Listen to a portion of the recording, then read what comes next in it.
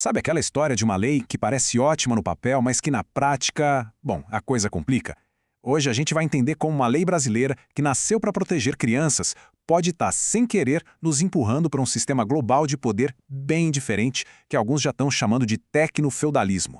Primeiro, vamos entender esse conceito. O que raios é tecnofeudalismo? Pensa assim, gigantes como Amazon ou Google já não são só empresas competindo no mercado. Eles são o próprio mercado. São como feudos digitais. E nós, os usuários, seríamos os servos trabalhando nessa terra digital. Só que nosso aludão, nosso imposto, não é pago com grãos, é pago com nossos dados, com o nosso trabalho de graça criando conteúdo e com uma parte de tudo que a gente gera de receita ali dentro. E é aqui que a história fica interessante. Como é que pode uma lei, com um objetivo tão nobre, acabar virando justamente a porta de entrada para um sistema de controle tão concentrado? É essa conexão que a gente vai desvendar agora.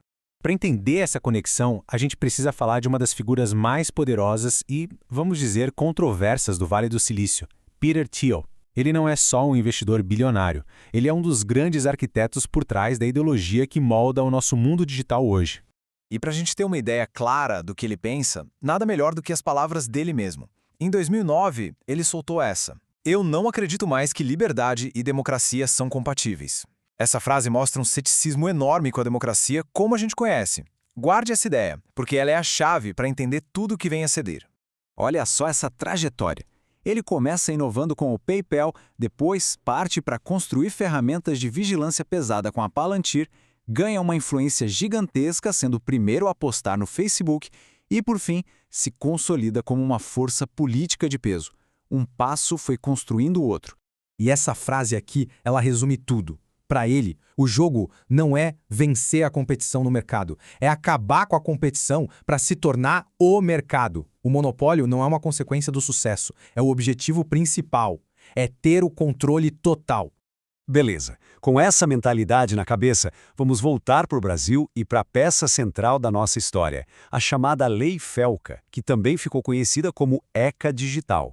A intenção da lei é super nobre, proteger a criançada. O problema é que a exigência técnica dela é, digamos, bem pesada. Não estamos falando de um simples campo para digitar data de nascimento. Não, a lei exige uma verificação de identidade robusta, muitas vezes biométrica, em todos os sistemas operacionais. Celular, computador, videogame, tudo.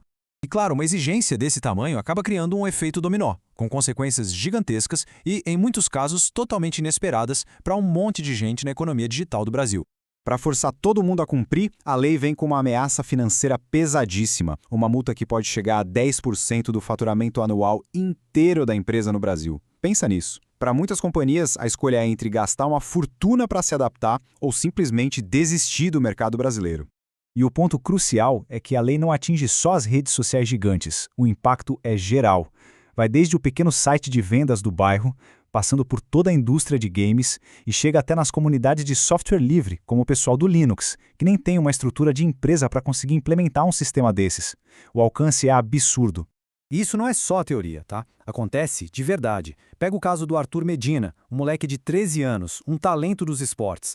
Da noite para o dia, a ferramenta de trabalho dele, o jogo que ele usa para treinar e construir uma carreira, foi bloqueada. Casos como o dele mostram um impacto real na vida das pessoas. Ok, então vamos juntar as peças agora.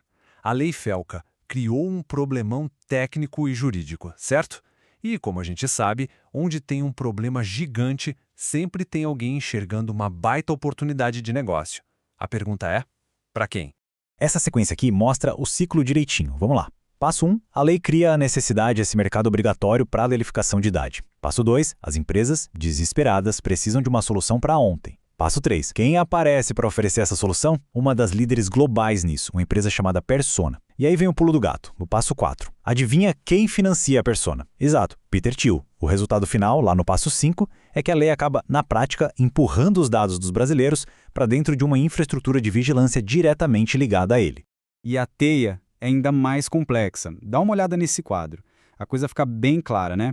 A Persona é financiada pelo Thiel. A Palantir, outra empresa dele, trabalha lado a lado com agências como a CIA e o FBI.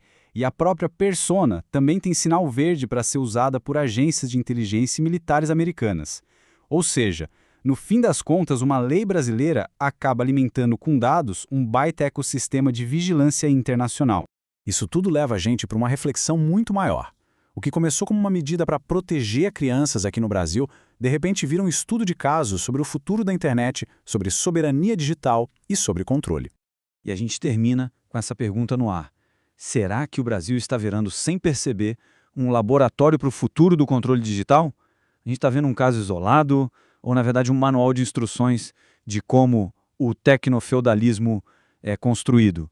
Uma lei de cada vez, quase sempre com a melhor das intenções, mas no final o que se cria são esses feudos digitais onde poucos controlam não só o mercado, mas a nossa própria identidade. Fica aí para a gente pensar.